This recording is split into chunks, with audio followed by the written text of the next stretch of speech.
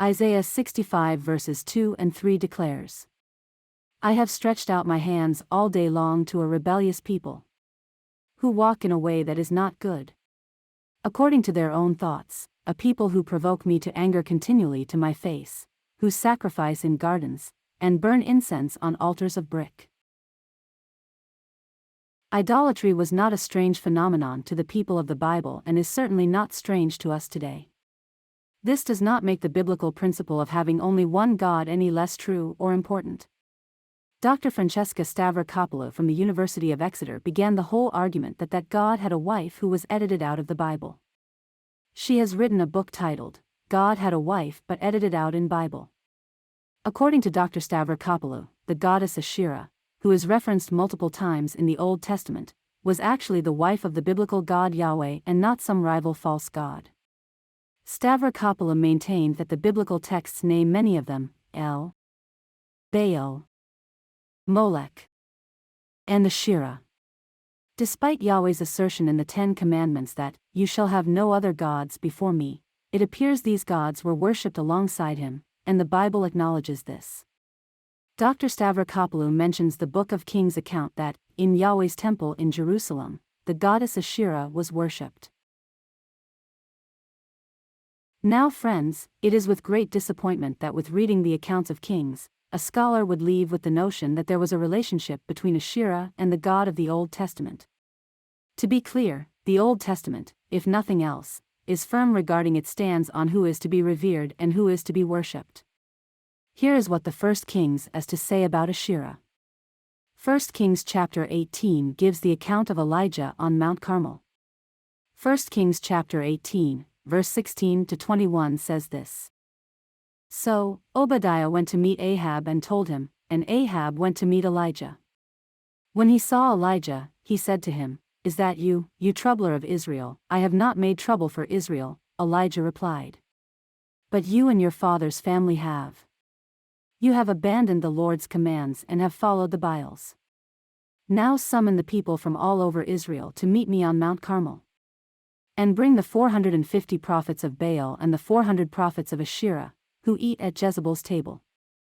So Ahab sent word throughout all Israel and assembled the prophets on Mount Carmel. Elijah went before the people and said, How long will you waver between two opinions? If the Lord is God, follow him, but if Baal is God, follow him. To get the chapter's full account, check the description box below or the video on the screen. It is clear, however, that Yahweh and his people wanted no relation with Asherah, and she was categorized an idolatrous god. As a matter of fact, Yahweh showed them up on Mount Carmel and demonstrated how useless they were and how powerful he was. Dr. Stavrakopoulos claimed that despite numerous references to Asherah worship in the Bible, there wasn't enough evidence to link her explicitly with the high God of ancient Israel, Yahweh. Until, that is, the discovery of a remarkable ceramic inscription in the Sinai desert.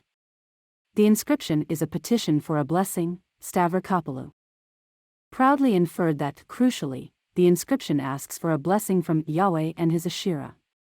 She claimed it was evidence that presented Yahweh and Asherah as a divine pair. And now a handful of similar inscriptions have since been found, all of which help to strengthen the case that the God of the Bible once had a wife. Now let us address that.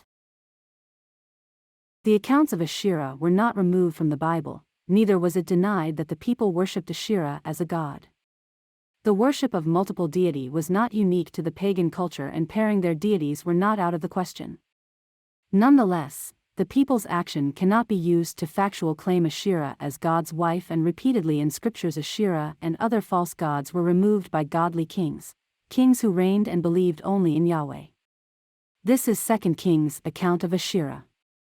Josiah was in the process of renewing the covenant with Yahweh, and here is what happened in 2 Kings chapter 23 verse 1 to 7 according to the Bible. Verse 1. Then the king called together all the elders of Judah and Jerusalem. He went up to the temple of the Lord with the people of Judah, the inhabitants of Jerusalem, the priests, and the prophets, all the people from the least to the greatest.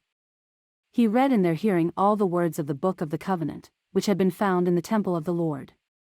The king stood by the pillar and renewed the covenant in the presence of the Lord, to follow the Lord and keep his commands, statutes, and decrees with all his heart and all his soul, thus confirming the words of the covenant written in this book. Then all the people pledged themselves to the covenant. The king ordered Hilkiah the high priest, the priests next in rank and the doorkeepers to remove from the temple of the Lord all the articles made for Baal and Asherah and all the starry hosts. He burned them outside Jerusalem in the fields of the Kidron Valley and took the ashes to Bethel. He did away with the idolatrous priests appointed by the kings of Judah to burn incense on the high places of the towns of Judah and on those around Jerusalem, those who burned incense to Baal, to the sun and moon, to the constellations and to all the starry hosts. He took the Asherah pole from the temple of the Lord to the Kidron Valley outside Jerusalem and burned it there. He ground it to powder and scattered the dust over the graves of the common people. He also tore down the quarters of the male shrine prostitutes that were in the temple of the Lord, the quarters where women did weaving for Asherah. What more is to be said? The people of Yahweh have been misled and may have followed teachings and beliefs in Asherah, but in every scenario the worship of Asherah was disbanded and was never accepted as normalcy. Asterisk.